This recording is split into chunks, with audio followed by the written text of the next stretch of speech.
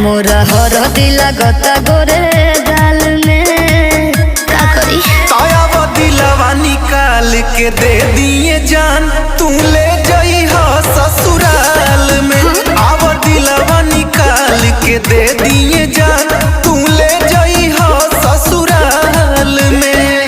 ले जाई हो ससुराल में। Music said Rakesh. ले जाई हो ससुराल में। मेहंदी के रंग तनिको फीका पड़ जाई खुनवे से जान तू ली हो सजाई।